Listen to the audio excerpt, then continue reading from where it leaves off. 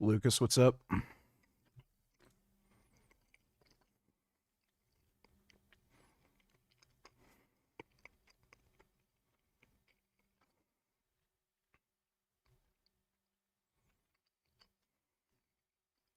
And I think, society should keep that up. But I think we should still be more unified in how we do things, so we are kind of forced to get along. Did you see the new video showing internet anarchist plagiarized videos? No. I know that guy's a fucktard, so that is in no way surprising. Internet anarchist is a fucking idiot. Isn't he like that fat Australian dumb fuck? Indian Will Smith, Kakash Singh, Akash. Oh no, just British. I'm thinking somebody else. But yeah, I know they're both idiots. Hi everyone. Recently, a friend of mine, Jimmy Bunker, was sending me clips of Limmy reacting to clips of James Corden. I'm so fancy. Hold your fucking wheel! I really like Limmy, really liked his TV show, and now he's a funny. I was tidying up and I needed some background noise. So both stories are going to be similar. But when I went back to find the original video from a channel called Tell Us More, and then I compared it to the latest video from Internet Anarchist, it was clear. It's not just a similar story, it's the exact same story. So the original from Tell Us More, that was uploaded 8 months ago, and Internet Anarchist's video was uploaded 2 months ago. So the original one, 6 months before Internet Anarchist, and I thought, has he just copied? I thought, oh, this might make for a good video. So I watched them back to back and I started saving clips, and when I started to save clips, within the first 2 minutes, I was like, there's no doubt in my mind, the Internet Anarchist has plagiarized Tell Us More's video. His career began with modest roles in British theatre and television throughout the late 1990s and early 2000s. He actually worked his way up from modest beginnings in the UK. At 17, he appeared in the musical Martin Guerre, followed by small roles in films like 24/7 and British TV series like Hollyoaks. Bouncing between very brief, often forgettable parts across the British entertainment scene, from the musical theatre production Martin Guerre to the 1997 sports drama film 24/7, and even a gig in the long-running TV soap opera Hollyoaks. In 2000, after years of small parts, he landed a recurring role in the British drama Fat Friends, playing Jamie Reimer, a role that finally showcased his acting abilities to a wider audience. Before finally landing a recurring role in the British drama Fat Friends as Jamie Reimer. This gave him the chance to appear in front of a wider TV audience on a daily basis and gain more notoriety. The first major turning point came in 2007, when Corden co-created a sitcom with Welsh actress Ruth Jones called Gavin and Stacey. It was on this show that he met and befriended his co-star Ruth Jones, who would later co-create the 2007 British sitcom Gavin and Stacey with him. The show followed the relationship between a boy from England and a girl from Wales, with Corden playing Smithy, the loud, lovable best friend who often stole the show. Chicken boner, lamb boner, prawn boner, mushroom rice, bag of chips, key banana, 9 poppadoms. Where James Corden played the role of Smithy, the loud but endearing best friend to one of the main characters, Gavin. I'm the creator of some of Billericay's biggest jokes. Billericay's biggest joke. Yeah, well, you know. He is a fucktard, so. Are you gonna back up Noodles? He said Israel is a ethno-state the other night and defended ethno-states. I didn't see that clip. I don't know how Israel meets the definition of an ethno-state. I already debated that topic with a few other fucktards. One, they weren't able to demonstrate... Well, yeah, that was the fundamental problem. They weren't able to demonstrate that Israel met their definition of an ethno-state.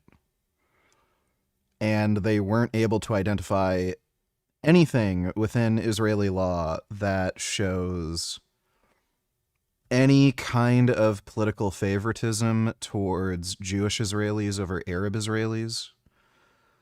So, I've already debated that topic, and one, I really don't have an interest in debating random fucktards on that channel anymore. It's just a waste of time. So this is Diamond Gym, a gym which has been dubbed the most dangerous gym in America, and for good reason. You've got influencers nearly sustaining career-altering injuries, busting open their heads, constantly throwing up, getting into fights, and somehow even losing toes. They've absolutely blown up on social media recently, and with their 200 rep sets, 200.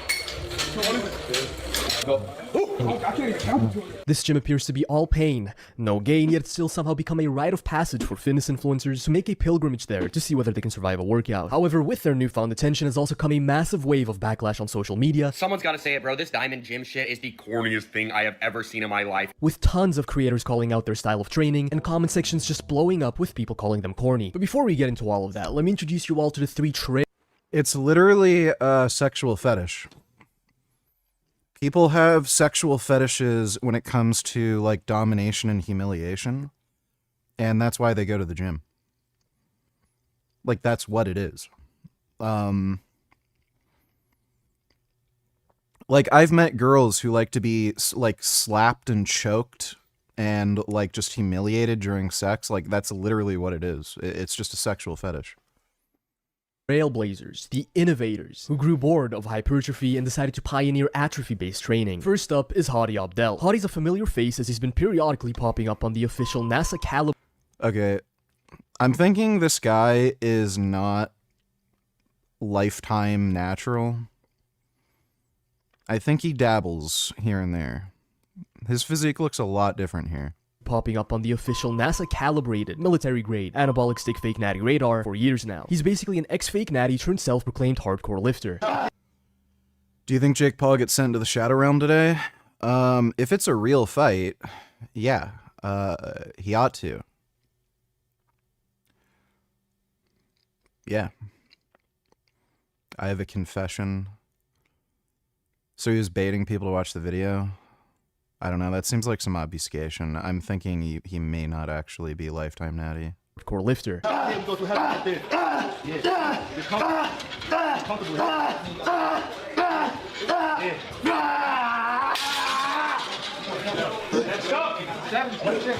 I mean, he technically still is a fake natty. He never really admitted to his gear usage, but as far as I can tell, he doesn't make being natty his entire brand anymore. I think he's mostly dropped the grift by now, but more on that later. Even though Diamond Gym has been around for a very long time, Hadi's really the guy that gave this gym a new large platform on social media, as he was already pretty established by the time he started training and making videos there. Next up is Scala. Not really much to say about this guy. He's a firefighter and Diamond Gym native who's Is your business email still a good way to reach out to you? Yeah, it's fine. You can also just message me on Instagram. known for just standing in the background of Hadi's videos, constantly screaming, "Bitch, I'd rather die!" Which is basically promo for his clothing brand called, "Bitch, I'd rather..." That is, like, this guy doesn't even, like, really lift. That is so gay. He's also recently very publicly fallen out with the rest of the crew for constantly promoting his clothing brand, "Bitch, I'd rather die!" Without contributing anything financially to the production of the videos.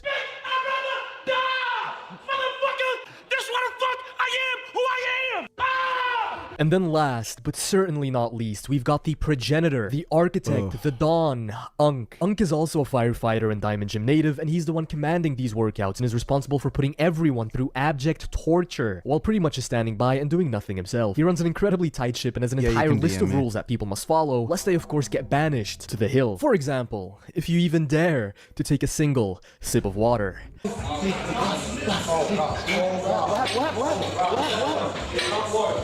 Everybody to the hill. Hill. Everybody.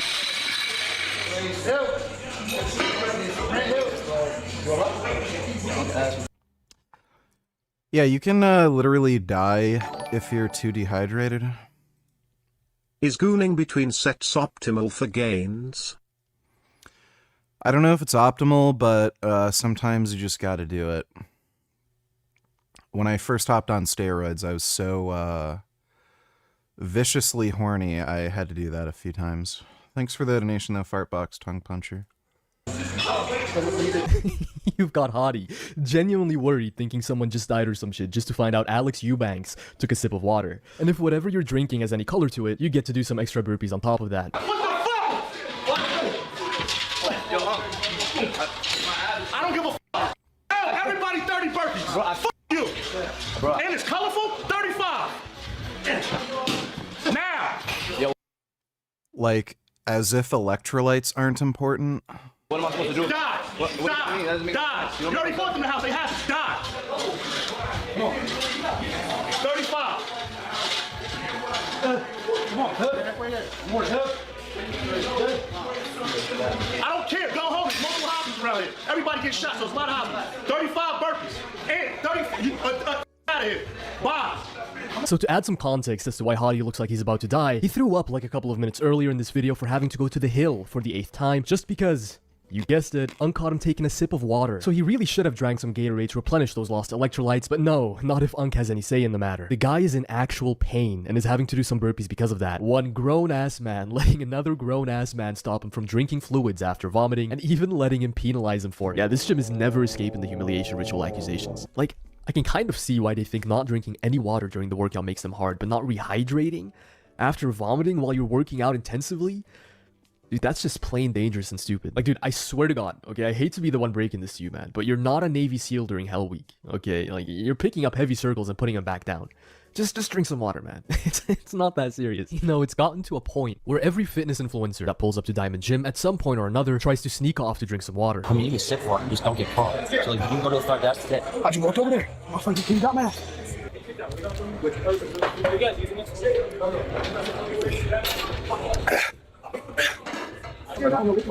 Take deep breaths, take deep breaths. Now, if for some reason the no water rule wasn't stupid enough for you, you're also not allowed to close your eyes at any point during your sets. They're genuinely not interested in actually getting better. Like, you need to be in good health and properly hydrated and everything. Like, have the most work output during your training. And they're literally saying, no, be sick. Have worse workouts. Don't get stronger.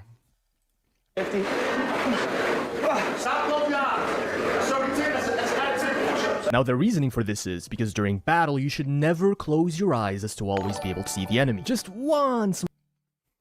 Why don't they send Unk's big ass to the hill? He's probably so slow Mike Israel could beat him in a race. Oh yeah, that guy can't run. He's way too big and round. So, Unk comes up with stupid excuses for that, by the way. He says, well, I'm the coach. The coach doesn't, you know, do that. I just tell people what to do. So, yeah, he's just fat and lazy. Thanks for the donation, nigga. Small problem, though. You're not fighting in the Octagon or getting into firefights in Kandahar. You're in Maplewood, New Jersey.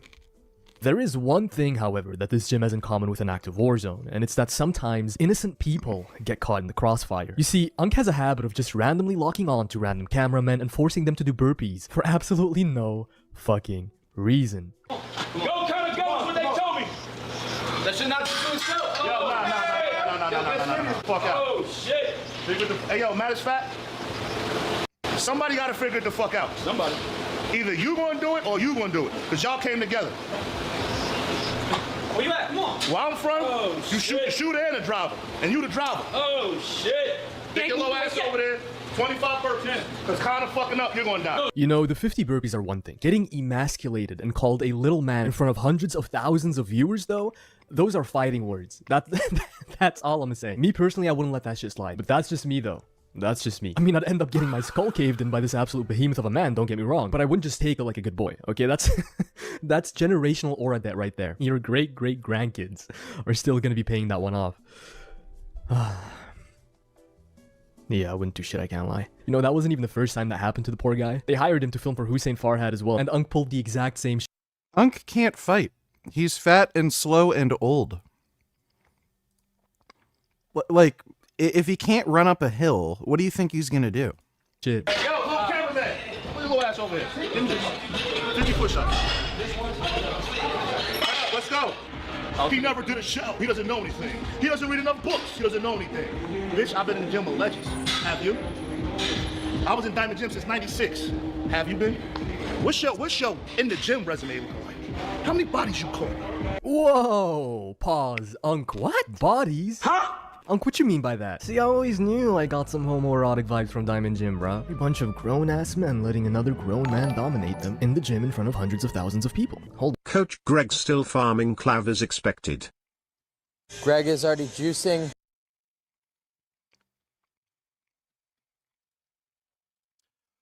You know, I'm kind of surprised this works for Greg because, usually when you make one video on the same person, like, over and over and over and over again, people are, like, done, but for whatever reason, it just works for him. It's, like, he's not a fitness channel anymore, it's just, like, drama farming. Jeez. Ugh, his channel is so bad. Thanks for the donation, nigga. His pants thinking of reviewing your form.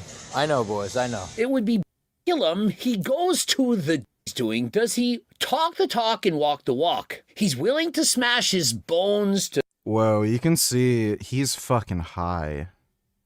Yeah, apparently he did ketamine before he did the workout. He is high. His bones to enlarge his Johnson with some kind of a vacuum. He's taken Retta, creatine, and God knows what else, doing math, etc. But is he willing to train hard in order to improve his physique? Do you guys have more candy anywhere? Candy over there? Actually, I think I want a honey bun instead. Prior to going to the gym, essentially, he wants a lot of sugar. He selects a Monster, not the no sugar bullshit. He wants all of the carbs. On top of that, a couple of cream pies. You know how he likes his cream pies, as well as much sugar, candies, junk food, and so on. Dude, it looks like he's having trouble, like, keeping balance. He's high. That's how he gets ready to go to the gym. Doesn't care about protein, doesn't care about anything, so getting a lot of sugar and some caffeine. This is how you get gains. Carbs are more important than, you know, doing an 8-hour arm workout or any of these random cope supplements that you take. And so he says, this, compared to any random cope supplements you're taking, for example, Turk Platinum or perhaps Turk Builder Max, GO2 Max, or even creatine. Those supplements, they're garbage, useless. It's a scam. He's later going to... He didn't say that. He said it's more important. Say this in the video. And so the secret is just to consume a bunch of junk food before going to the gym. I've actually been pretty good about my substances. I haven't... Like, by the way, if you look at the strongest people on the planet, like strongmen, they literally eat candy before they train. Done Kirk! 2 days, boys. Can you believe that shit? And so, hey, guys, it's clavicular's on his way up. He's ascending. He hasn't sniffed any creatine for 2 whole days, you know? And so he's transitioned to doing vitamin K. Period. Tell me why I have to eat Kirk! slop when there's a woman living in my house. And so he's got a woman living in his house. Unfortunately, she doesn't cook any meals. He haven't had any rice, potatoes, chicken, hasn't had any of that. And so what is the point of having a woman living at your house if she can't even cook you a meal? I've been having a woman live in my house for 2 weeks. Not one goddamn sweet potato, not one cup of rice being made the entire time. Clavicular, he gives advice on what to do to looks max. I'm going to give you advice. Then why is she in your house? No, don't each other's bro. Watch that Finding Gnosis panel and LMAO. Those dudes you debated were just making shit up. First it was Israel targeting children, then it was accidental strikes, then immigration, casinos, etc. Any excuse under the book to make Israel bad.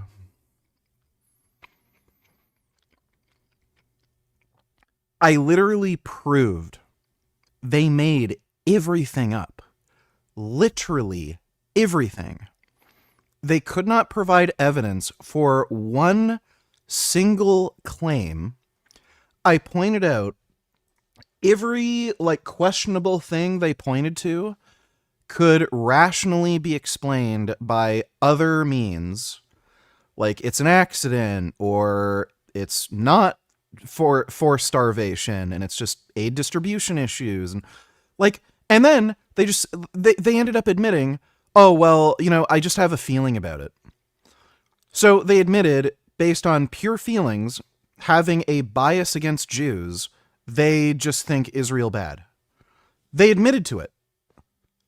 And then they're still fucking arguing with me. So they admit to making everything up, and then they're still arguing with me.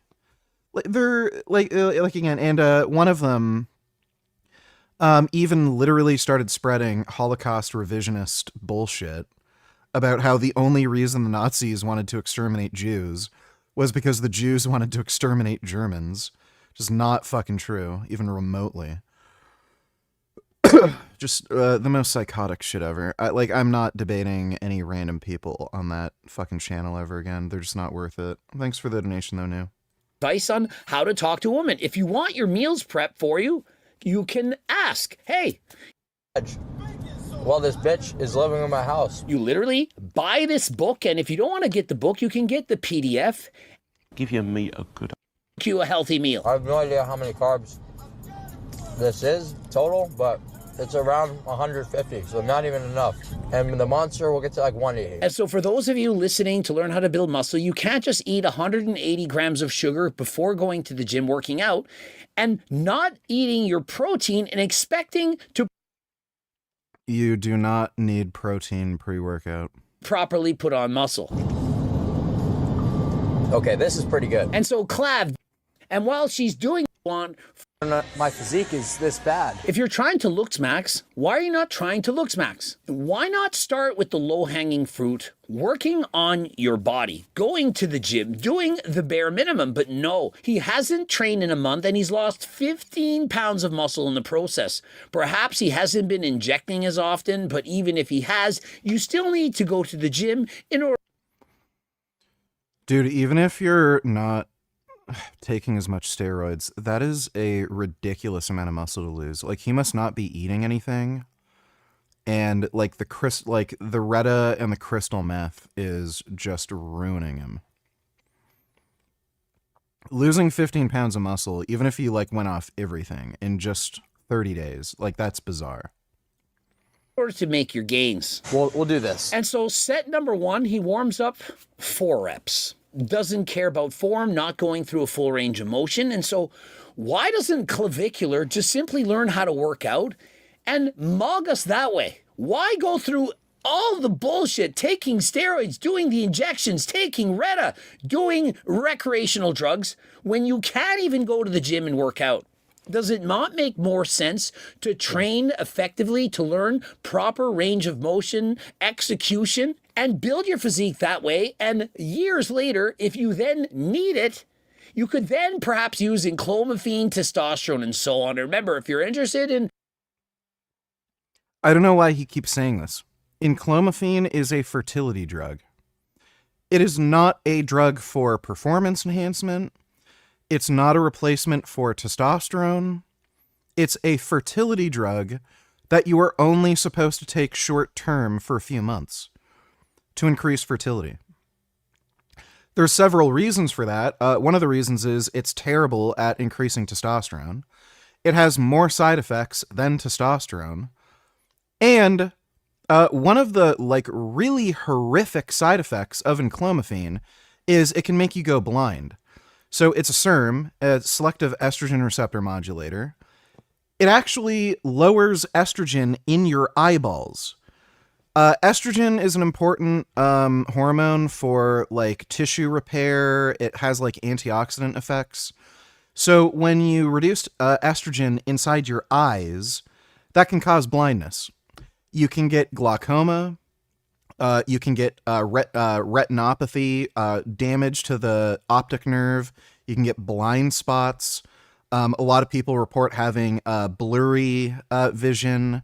A lot of weird floating things inside their eye. Why would you take enclomiphene and risk permanent damage to your eyeballs when you could just take testosterone?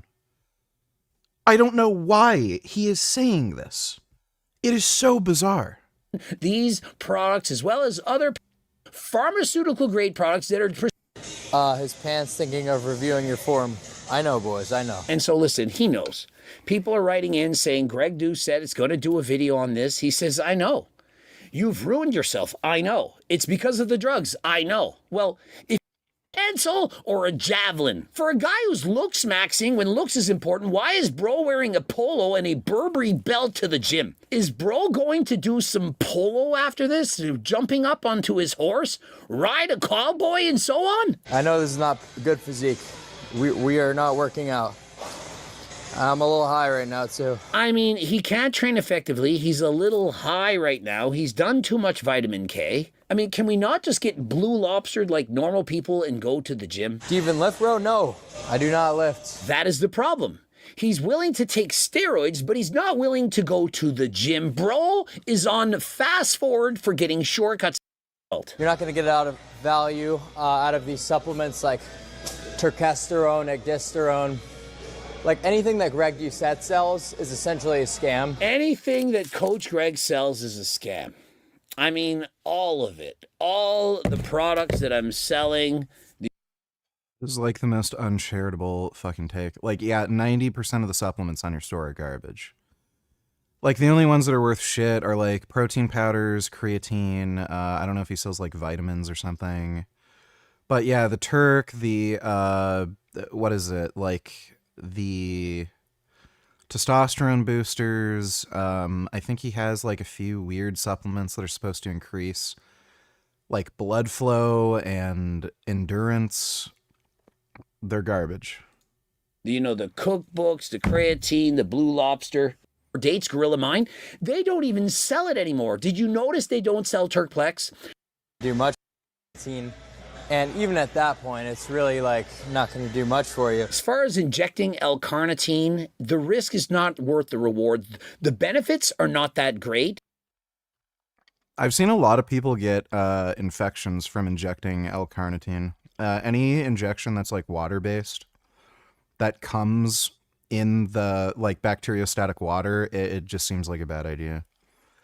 If you can't lyophilize, like if you're getting some sort of peptide or whatever, or like one of these L-carnitine things that's like lyophilized, it's dry, and you have to reconstitute it, that's safe. But anything that's already reconstituted, all those things have like a pretty fucking high risk of infection. But in comparison, injecting L-carnitine every single day, you stand to have some damage. Think of it, you're poking yourself. Essentially, you're injuring your body. When you poke a hole in your body, there's things that can go wrong. And so that's not the risk of L-carnitine injections. The risk is how it's formulated and what the suspension is in. So any water-based solution has a way higher risk of bacteria growing inside of it. Oil-based is much safer. This guy pins himself at least twice a week with testosterone, so I don't even know why the fuck he's saying this. I simply don't think it's worth it. In comparison, there's so much lower hanging fruit. For example, of course, Ajuga turkistanica, creatine, GO2 max. And so if you're not using these other supplements, why on earth are you injecting? GO2 max is fucking garbage. Like, again, it's just so bizarre. You will get a bigger increase in your endurance if you just take testosterone. Like, all these supplements he's mentioning, they work worse for what they're supposed to do than just taking testosterone. L-carnitine.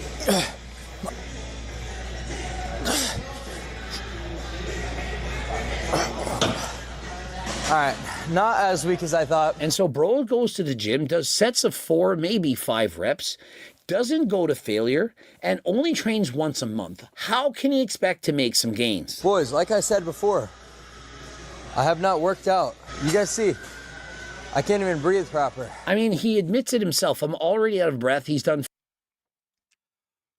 That is weird. For somebody as lean as he is, and he's taking testosterone, that is bizarre that he's out of breath like that. Like, it's got to be the other drugs he's on, like the crystal meth. Like, that can't be great for your cardiovascular system.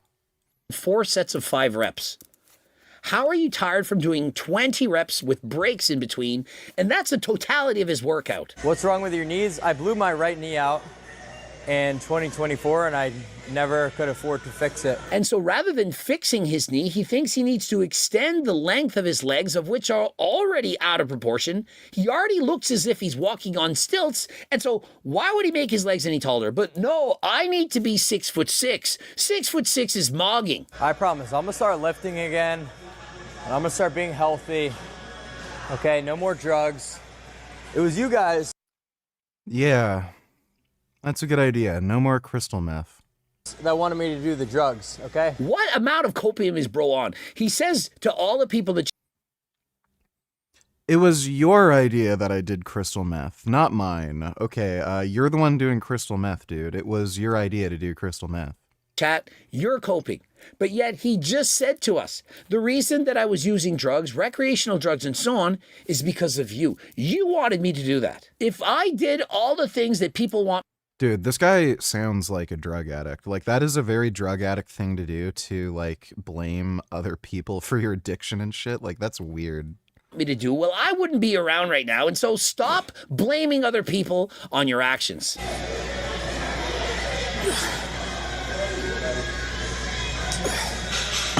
All right, that's it for the workout, boys. That's it for the workout?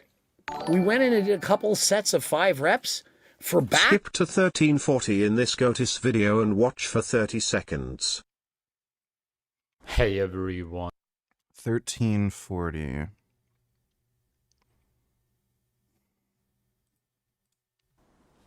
%, would not be able to. I would start like crying for real. So why would I pay someone else to do it for me? That's like the same thing as hiring a hitman to kill somebody for you. If you're asking. Yeah, it's true, basically. And again, you're not made for it. At least that's what you would say. In reality, you're in a different state right now. And that's why you wouldn't be able to do it. Do I support the vegan diet? I do not, because it's terrible for you. Everything in nature has a food source that's meant for them. And for humans, that's fruit. It's not soy.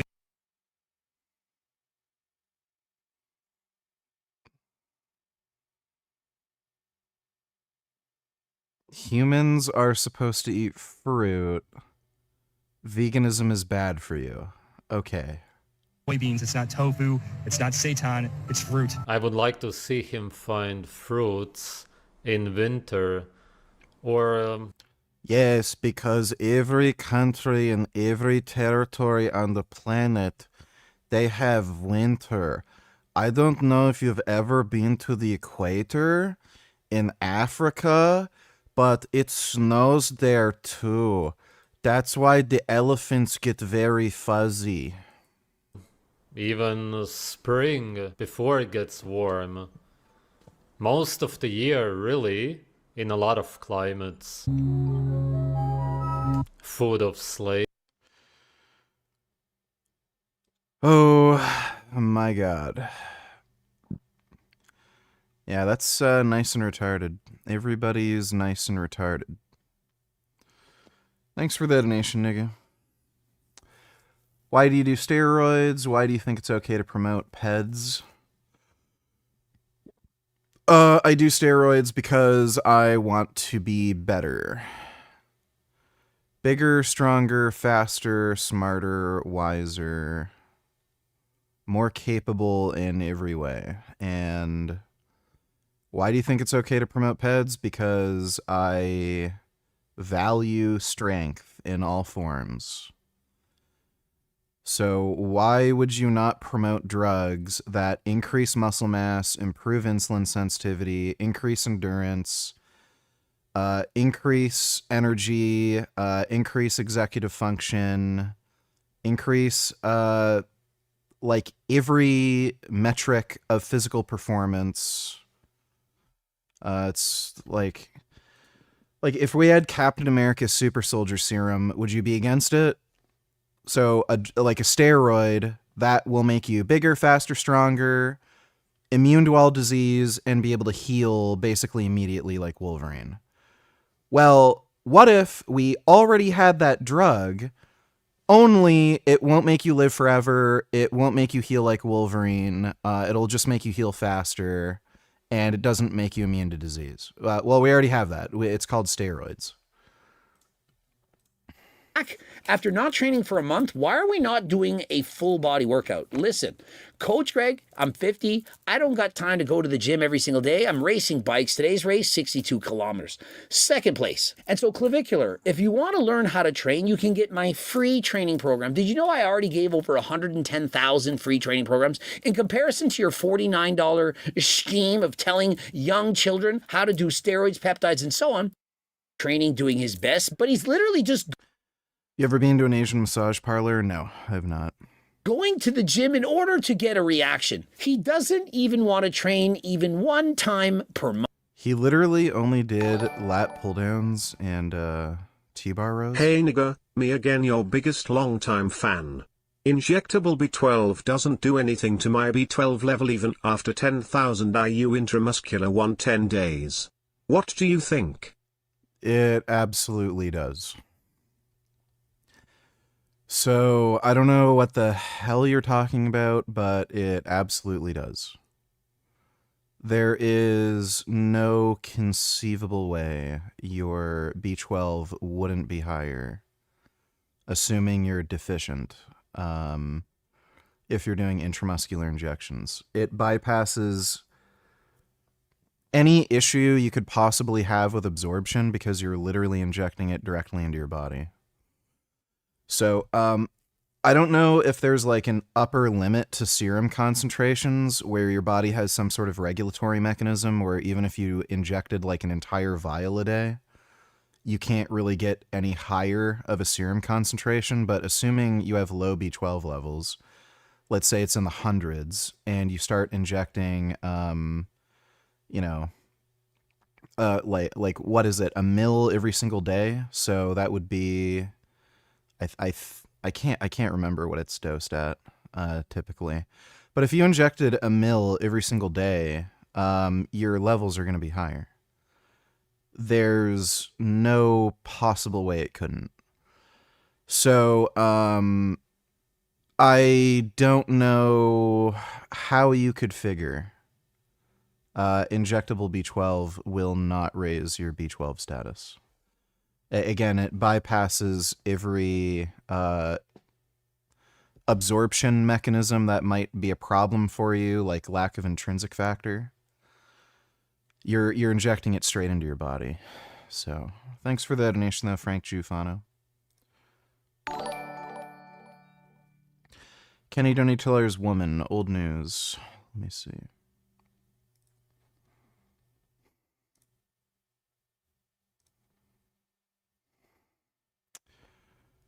Man who rescued a woman from a car accident is now facing a sexual harassment charge. Saved your life. You didn't even offer him. This is AI, right? A word of thanks. And now you're suing him? What is wrong with you? A man who saved a woman from being hit by a car is now facing sexual harassment allegations. 32-year-old Daniel Reed noticed a woman, Jessica Moore. This is fake.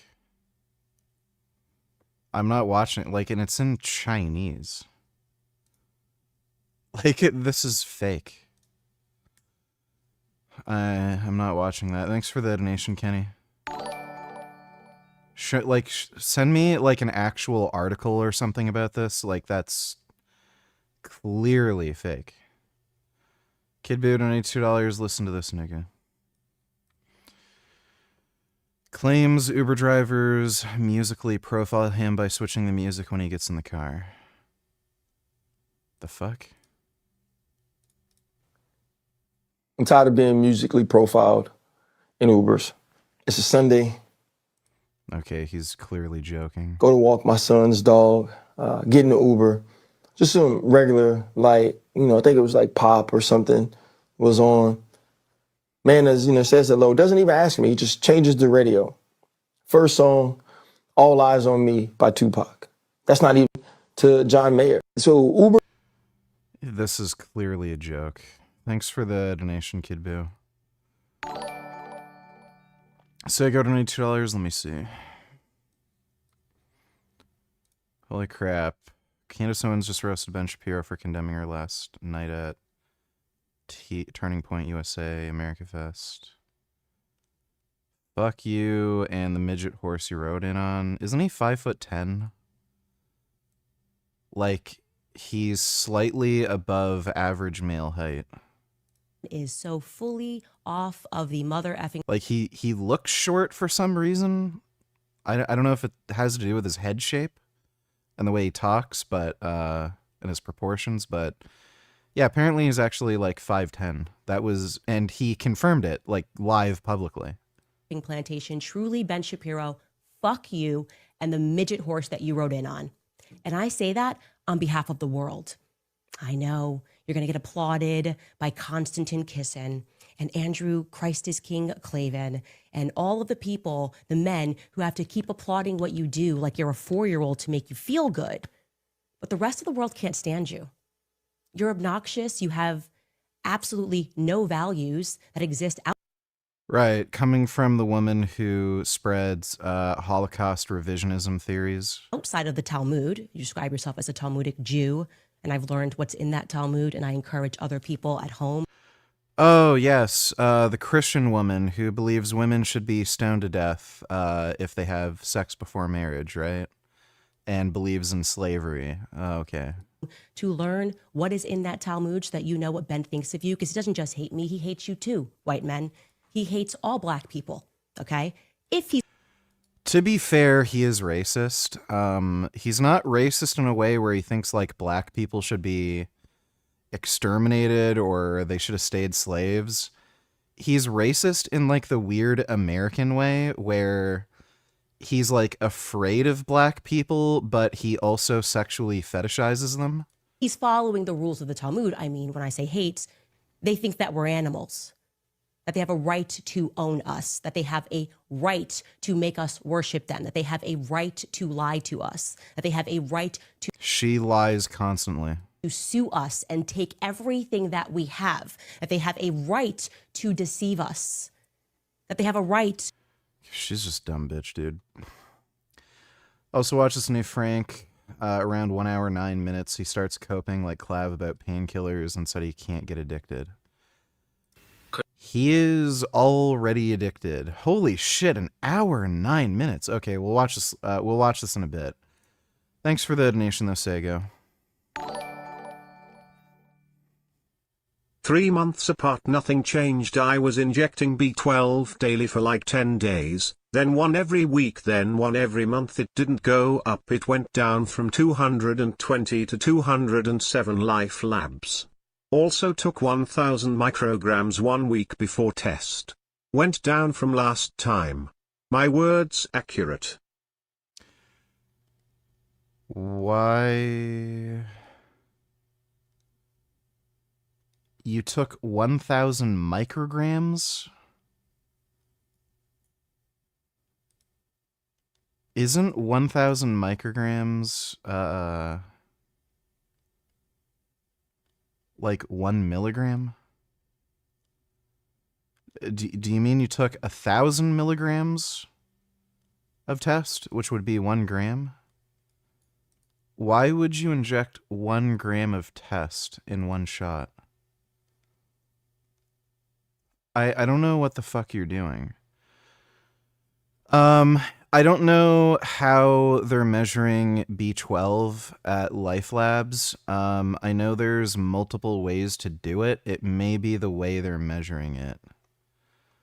But I can guarantee you if you take a 1 mil shot of B12 every week, you're not going to be deficient. You're going to have adequate B12 levels. So I don't know how they're... Oh, I took 1000 micrograms. Okay, I don't know. Why did I think testosterone? Yeah, okay, so it was B12.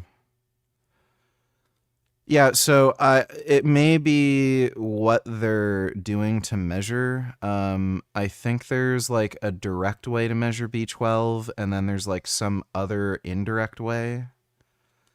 It may have something to do with how they're actually testing for it. You might want to try a different lab. So, yeah, there's Life Labs. It sounds like you're maybe in Canada. There's Dynacare. And I think there's 1 or 2 others that are pretty common. You might want to try a different lab. But yeah, your B12 was fairly low. If you were doing that high of a dose, I would imagine it would increase. Like, there's no chance it would lower. So there has to be some sort of problem with how they're measuring it. That just doesn't make any sense. The only other thing I could figure is, like, maybe the spot you're injecting it on isn't getting absorbed well. So, like, if you're injecting it into fat and not muscle, maybe that could explain. So, like, maybe try intramuscular injections. You can do intramuscular with an insulin syringe, just in your shoulder. But that's a little weird. Thanks for the donation, Frank Tufano.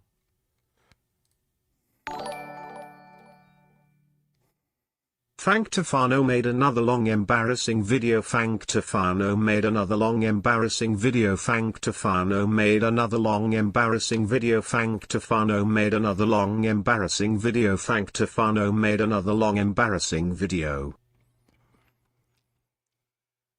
Yeah, I'm aware. We're gonna watch that in a bit, okay? Thanks for the donation, 3.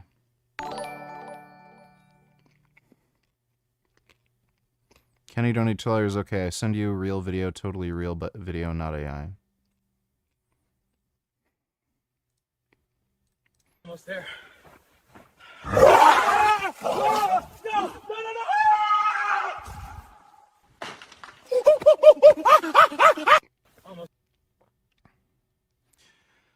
Gotta watch out for those orangutans when you're hiking. Thanks for the donation, Kenny. No, that nigga was 100% deadass serious. If he was, then I guess he's retarded, but that reeked of, you know, a joke to me. Thanks for the donation, Kid Boo. Just some random stupid funny shit. Let me see. I love stupid random funny shit as long as it is in fact funny.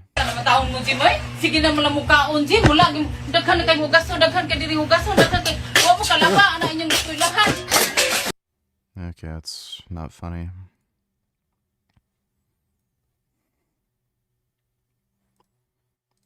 They're looking for a missing dad. The girl only had a drawing of her father. She didn't have a photo, just this drawing of her.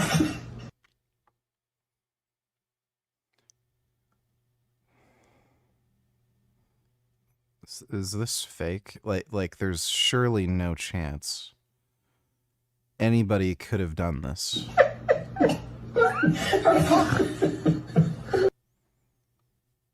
This seems fake.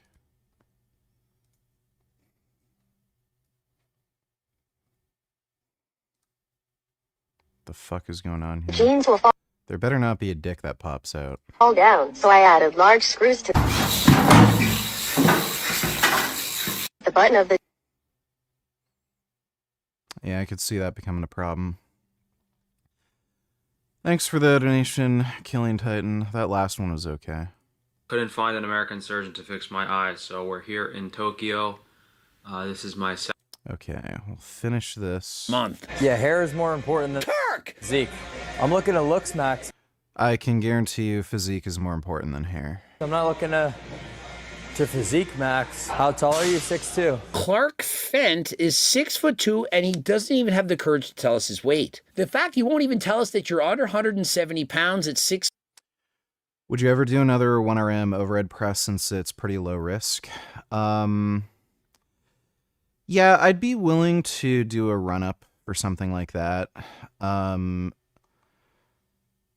been having issues with overhead press recently. Gaining 30 pounds of muscle changes how your body works. I've been having issues with like range of motion and like, I don't know if I just need to do more mobility work, if that's possible to fix that issue, or if I just need to relearn how to do the overhead press. But I would be willing to do another run up to it, especially if like, you know, 1RM bench just isn't safe anymore.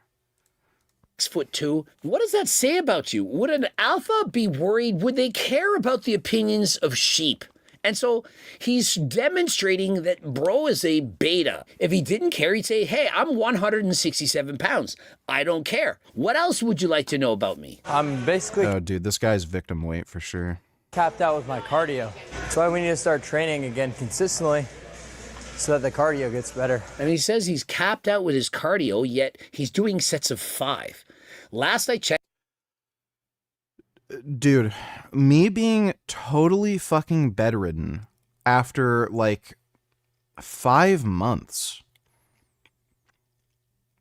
after my E. coli infection, like first day back in the gym, I had better cardio than him. Totally bedridden, pretty much entirely immobilized, not able to move. I had better cardio than he has now. I was not that out of breath and fucked from just doing like 2 sets. I thought this actually went kinda hard. I would listen to a full version if there was one. Let me see. So, like, whatever drugs Clav is doing, they're really bad for him, and, like, we know crystal meth is quite bad for you, but, yeah, he needs to stop doing meth and whatever other recreational drugs he's doing. Why the f doesn't he get a ticket? I can help you talk to someone. He didn't use his turn signal!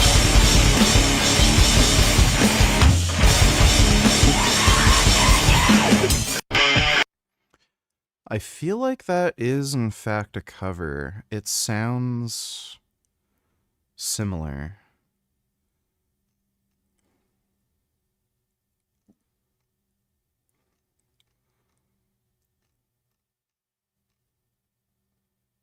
Yeah, I don't know if that's from Rage Against the Machine or if it's just something he came up, but it sounds very similar. Thanks for the donation, Killing Titan. Check, that is anaerobic. Say it with me. Without oxygen. You don't need amazing cardio in order to do things where you don't need oxygen. And so why not just practice your cardio? Why not start walking on an inclined treadmill? Perhaps you could use a stepper, an elliptiker, perhaps ride a bike. And why not start today? Why are we procrastinating? Why are we saying I'll do it next time? And so no warm-ups on legs, I don't give a shit, proceeds to do 3 reps to failure. You don't give a shit until you eventually get hurt. You're lucky that you're 19, but you said you've already torn a ligament in your knee. And so if you don't warm up, what do you think is going to happen next? A torn hamstring is not going to help you with looks maxing whatsoever. Coach Greg is creaming. He could keep making videos about me, but he'll never do a live debate, obviously. How is... Well, yeah, Greg knows Clav is smarter than him. He's kind of a dumbass. Like, Greg has enough wisdom to know, like, doing crystal meth is a bad idea. He has just adult wisdom. But he's not as smart as Clav. So Greg knows Clav could make him look like an idiot in a debate. Is it obvious? I have never been asked. No one has approached me. No one sent me a DM and said, hey, let's have a debate. What exactly are we debating? The fact that he's a masturbator? That's the only action bro is actually getting. I have offered to debate Greg many times, and he has seen the comments that I've made on his channel, and he refuses. Frank has uploaded a new long-form Japan visit vid. Yes, we're going to watch that in a little bit. I just want to watch the Paul Saladino video first. Thanks for the donation, though, James.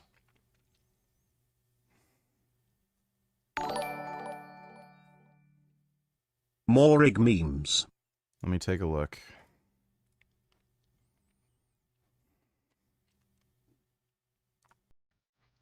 Running through a little bit of protest here. Half these guys are holding up signs that says arm training lives on, and then the other half is saying you know, chest and tries, back and buys is king. So which side of this debate are you on? Frankly, it's going to be hard for me to turn away from the arm training side of things just because an arm day is freaking sweet.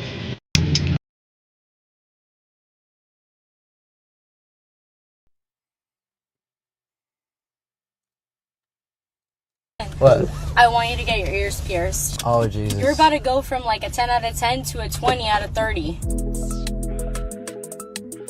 God. No, wait. You're about to go out of 10 out of 10 to a 30 out of 30. Is he actually going to be autistic and explain to them how math works? Yeah, I would be thinking the same thing. Brayden. Yeah. Oh, yeah, that's what I'd be thinking too. Oh, jeez. That is so fucking stupid.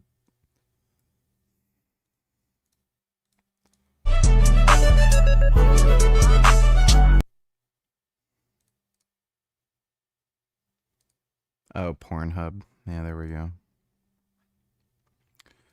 Do I have any? No.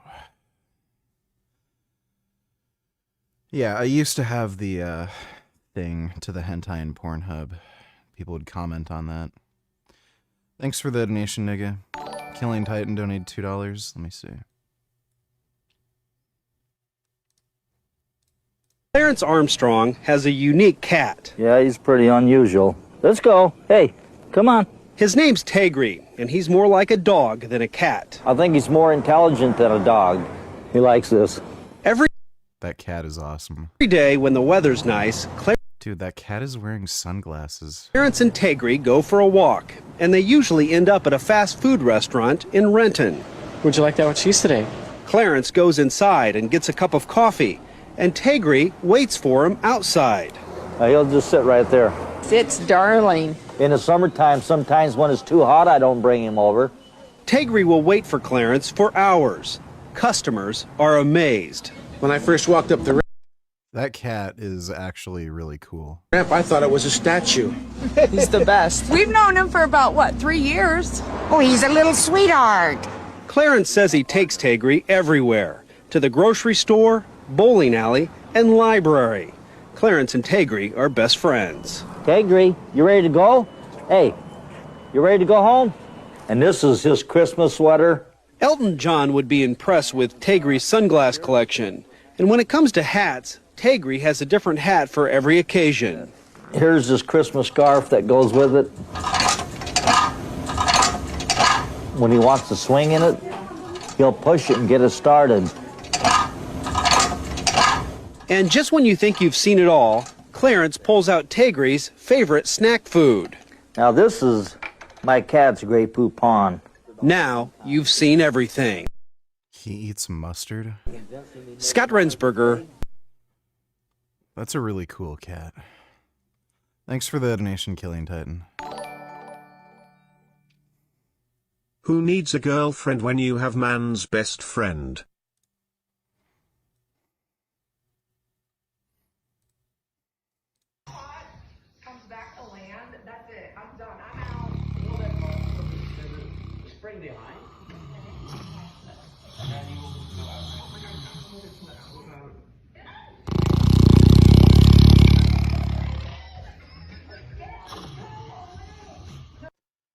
Yeah, cats and dogs are better.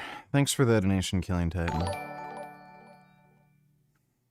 Putin went full Sharia mode. Hamas is jealous of Jolani lol. Is it unhealthy to consume egg white? I can't really think of any particular reason why egg whites would be unhealthy. Like, the one downside is, like, opportunity cost, so... Like, tofu has all these other health benefits. You know, they have, like, tofu has antioxidants. It fights against cancer.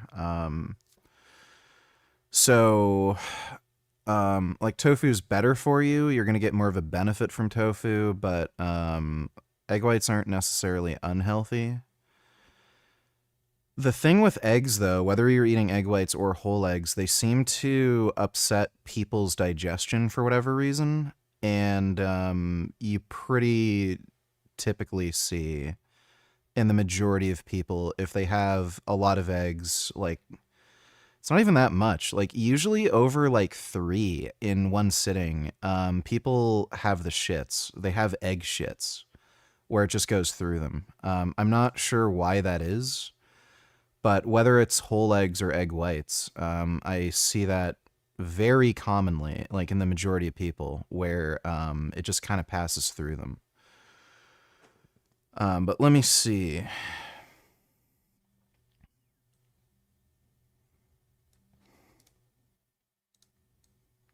Внимание на то, что вы со своей невестой уже 8 лет, а вам 23 года. Значит, вы с 15 лет начали.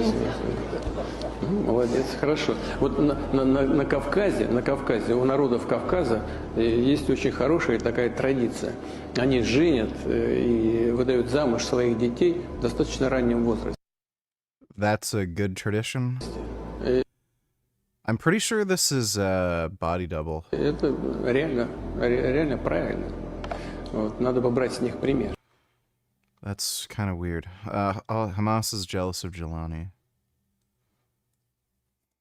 أحمد الشرع اللي كان اسمه الجولاني هذا كان متهما عند الأمريكان أنه القاعدة أو النصرة وفجأة أصبح مقبولا ونحن سعداء أن يكون مقبولا لأنه هو ابن سوريا في الأخير وهو ربما له تجربة لا أستطيع أن أحكم عليها لكن بعد ذلك هو قاتل من أجل حرية سوريا وقاد شعبه مع مجمل القوى السورية من أجل التخلص من الاستبداد هذا شأنهم السوري وحقهم لماذا الإدارة الأمريكية تعطي أحمد الشرع هذه الفرصة ولا تعطيها لحماس وقوى المقاومة الفلسطينية Like, that's actually a serious question. Well, maybe it has something to do with them not attacking Israel. So, yeah, the reason they're willing to give him the time of day is because he overthrew the Assad regime who is friendly with Russia. They didn't just attack a fucking sovereign Western democratic nation. لا لمحمود عباس اللي يعني ليس متهما بالإرهاب يعني فهناك Abbas turned down the peace deal, and it's also very clear that he never explicitly mentioned it, but like he's in favor of armed resistance. ازدواجية معايير وأعتقد وأنا قلتها Yeah, it's not a double standard. Like these people are brain broken, like actually crazy. But like that's hilarious that he's actually seriously asking this. Thanks for the donation, Elias. Vince thinks Clav will be dead in a year. What's going on, You know, if he doesn't stop with the recreational drug use, it's a non-zero chance. Everybody, Vince Goodrum here. It is Monday evening. Reason for the video is, you know, I haven't made any official video about Claviker or what I actually think of the man or so forth. But I have to say that in all my years, I have never met a person like this. And I'm not always the one that puts someone specifically in the dead pool. But Claviker definitely is in the dead pool. And in fact, I believe he probably has less than a year to live the way he's going there. I mean, first off, you know, he is a very heavy drinker. You know, I saw him with that Jack Doherty, the little twink, with 2 bottles in his hands. He's drinking, he's partying. And that's just one thing, you know, which isn't much. Hey, I enjoy a good drink every once in a while. But then you get to drugs. He intentionally takes meth, okay? And that's the whole thing. Intentionally taking meth is absolutely nuts. First off, you don't know who made the meth. You don't know the sources or anything. You think you know the sources. But I will tell you right now, there is no such thing as pharmaceutical grade meth. You got crackhead meth. The same meth that you see from the people on Skid Row. All right. If you see the way meth is made, there's a lot of very harsh chemicals used to make it. It's not good for you. Right on Skid Row. And I'll be honest with you folks, if you want to lose a little weight, you know, you can get on Jenny Craig, hop on the treadmill. I mean, meth will make you lean, but not in a good way. So you got that. And then all of these dangerous multiple cosmetic surgeries that he's getting. I should say cosmic there because the stuff that he's thinking about doing is just completely out of this world. Completely out of this world. So between that, you know, there is... You guys have heard of the show 1,000 Ways to Die. He doesn't have 1,000 ways. He probably has about 3 or 4 different ways. The drinking can kill him, car crash or whatever. You know, meth can definitely do it. Overdose or get some bad stuff. Dude, he was literally driving in that video after admitting he was high on ketamine. With a little bit of fentanyl. And he has, in fact, crashed his car because he was high on drugs. In it, you know. End up like Lil Peep or something, you know, or, well, actually, there's a lot of people that have... Yeah, he's not wrong. Clive could just die. We're tracking him. Oh, look, man in Toronto charged with ISIS-related offenses. Go figure. Major story from the Toronto area. The RCMP have charged a man with terrorism-related offenses linked to the ISIS terror group. 26-year-old resident of Toronto, his name is Walid Khan, taken into custody by the RCMP, one of 3 people who are now facing a combined 79 charges in connection with a joint investigation that was led by the Toronto Police Department. Khan is facing dozens of criminal charges related to offenses that police say targeted women and members of the Jewish community. The offenses include things like kidnapping, attempted kidnapping with weapons, conspiracy to commit sexual assault, as well as hostage taking. Separately, Khan is also facing 7 terrorism-related offenses in connection with an RCMP investigation. The head of the Center for Israel and Diversity is our strength.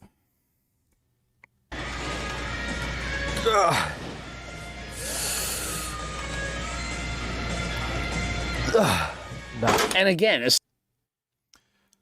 yeah, Clav needs to get off the meth.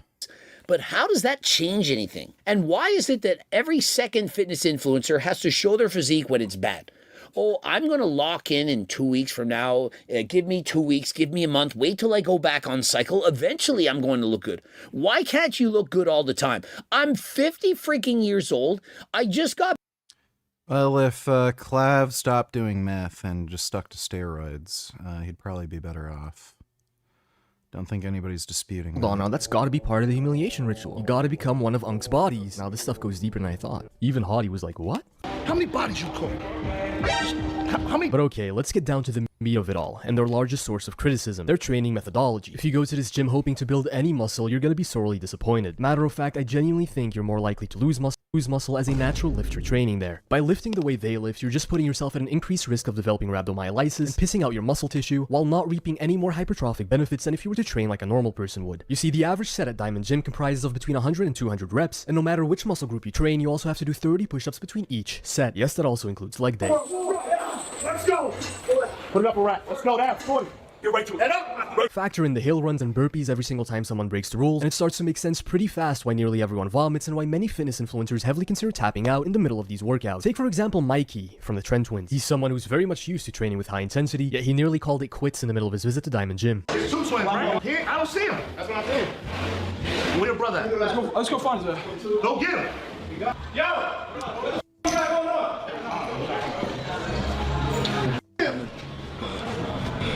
He's good. Hey, mate. Hard work. Ain't no joke. Nah, I gotta start doing my cardio. You know what it is? It's the back and forth. So you got one thing here, then you got this here, then you got this here, then you got this here. I'll do that shit. I'll do supersets. That's about it, bro. Yeah. Imagine you had to do deadlift. You got some water?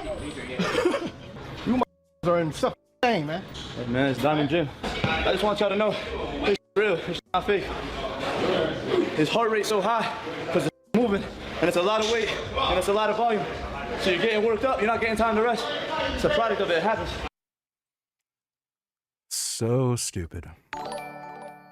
So I got any trailers. I'm gonna work out because I'm not a bitch, but I do feel really drained because I just finished a long shift. Do you recommend I just like have some Skittles or something? I'm kind of lean, but what do you think, Papa? Well, you need some form of carbohydrate before training.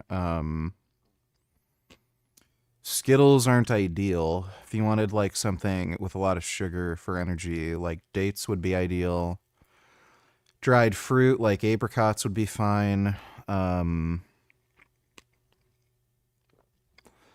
If you really need it, you know, you could have some candy like Skittles, but I don't really recommend it.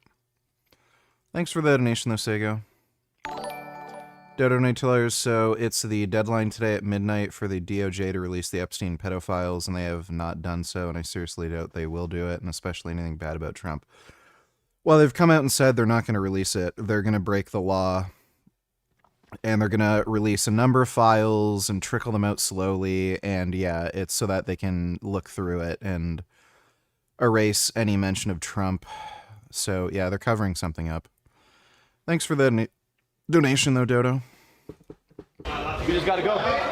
Let's go eat. You know, if the big brolic tatted up black dudes and chains on the barbells were enough of a signifier that Diamond Gym is a rather hardcore lifting establishment, then surely the old head screaming, "What happens when death becomes you?" should do the trick. What happens when death becomes you, motherfucker? Let's fucking go! What happens when death becomes you? Let's go!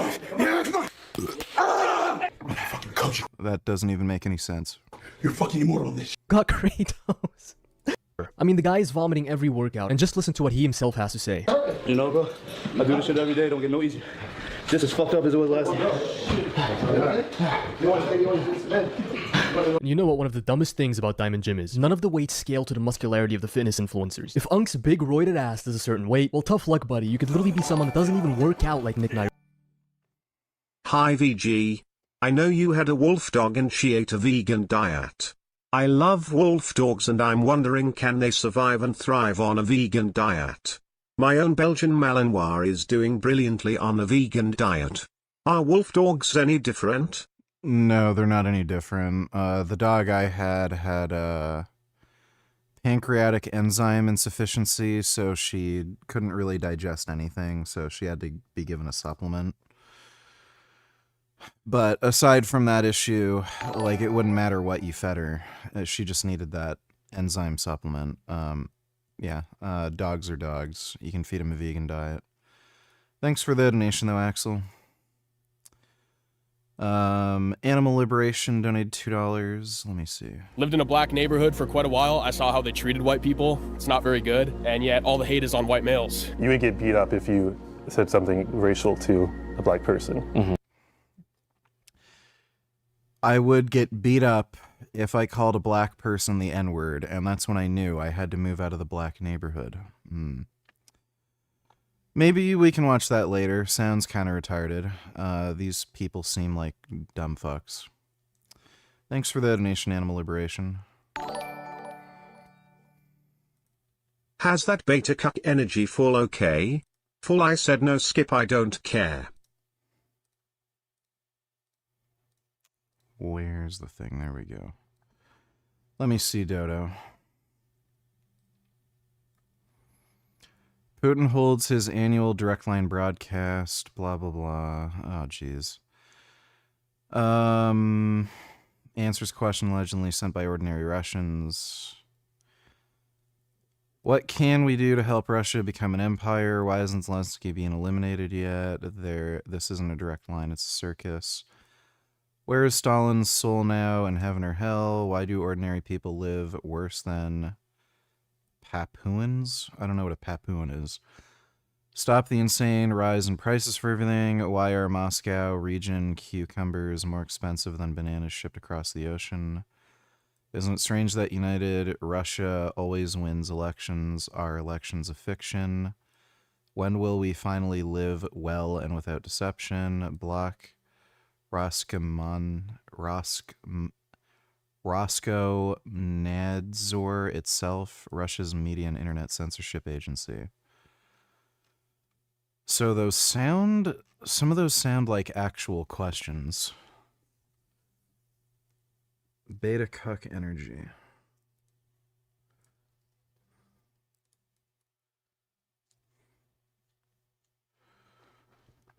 Increasing number of liberal men in the U.S. are choosing to take their wife's last name after marriage. That is so gay. Did you do it? Did you do it? Did you do it? Guess Did what? you do it? I am officially Mr. Mueller. Yeah, that is a gay-ass cuck.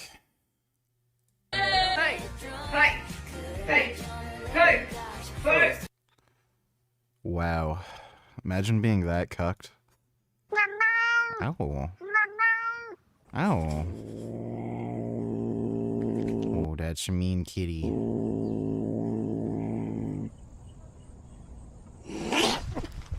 Ow.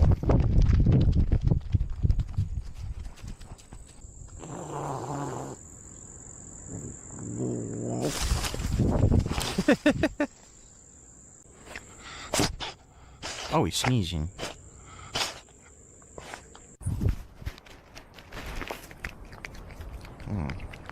Having some grass. Kitties are funny.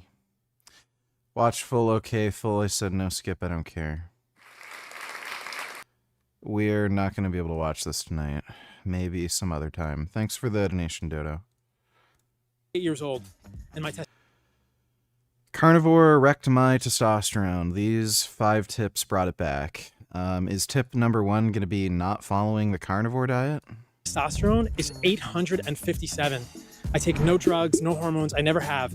In this video, I'm going to show you. Yeah, we can tell.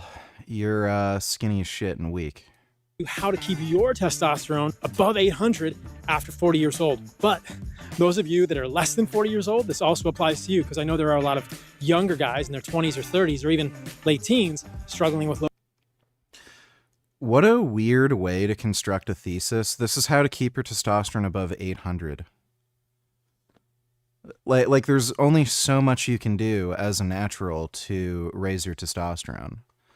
Like outside the basics, you know, eat a proper diet, exercise, get good sleep, minimize stress.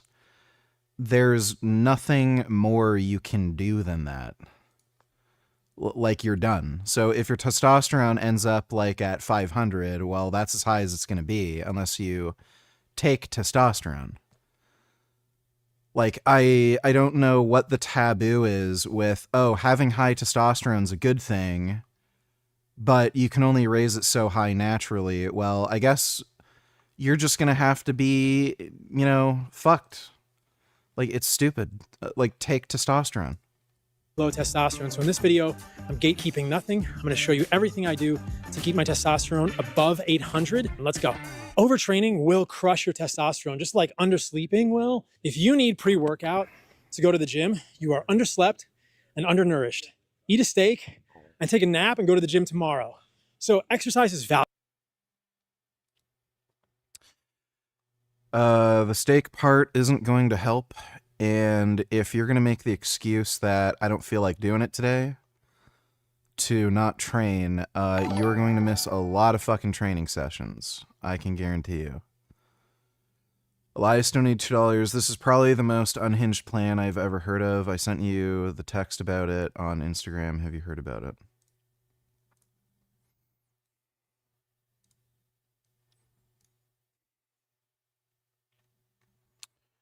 In the US, 2 incels are so obsessed with getting sex that they seriously decided to seize an entire island with its local population, kill all the men, and take all the women into sexual slavery. I don't know how they figured they'd do that. The plan was thought through down to the smallest details, crazy stockpile ton of weapons, supplies. One of them enlisted in the US Army to learn invasion tactics, how to plan overseas operations. Other learned how to sail sailing ship and simply trained in killing with automatic weapons. These sex-starved losers even learned the islanders' language and started recruiting local homeless guys from their own city to use them as cannon fodder to storm the island. The island itself is located near Haiti, home to 79,000 people. Would-be conquerors were arrested and now facing life imprisonment for preparing a terrorist attack. Why couldn't they have just paid for sex?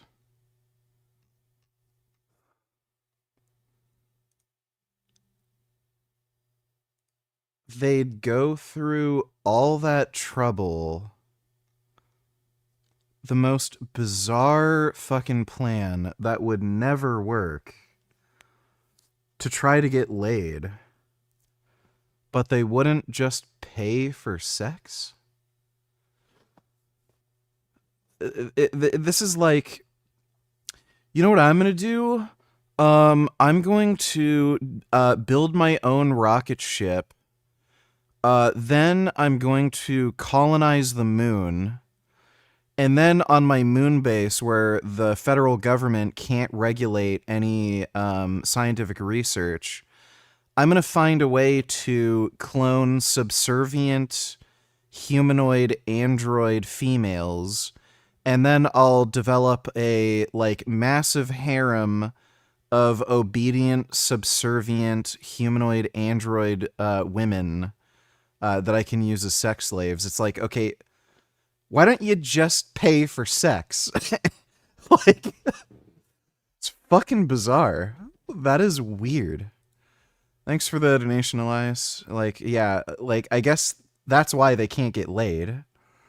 They're kind of overthinking things and overcomplicating it. More rig memes. Let me see.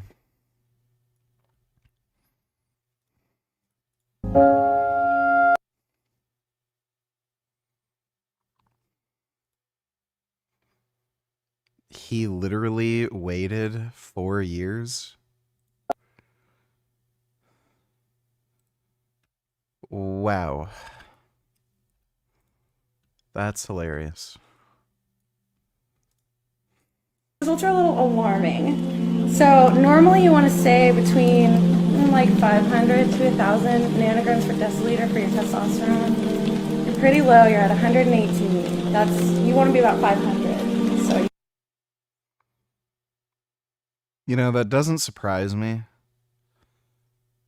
118 is ridiculously low. Like, he's had a girlfriend, right? That's hard to believe that he'd be walking around at 118. Like, that is ridiculously low. Insanely ridiculously low. Aren't there, like, some women with levels that are near that high?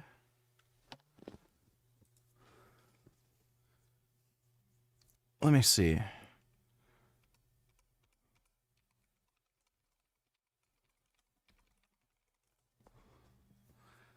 Yeah, women are 15 to 70. And that's just the reference range. Like, you will find some women that are closer to 100. So his levels aren't that much higher than the top end of the range for a female. You're pretty low. Like, that to me sounds like he was drinking and didn't sleep, and like that's why it was that low. Like, I could believe, you know, 200s or something where he might still have sexual function, but like 118, that's ridiculously low. Yeah, I mean, he should definitely go on TRT regardless.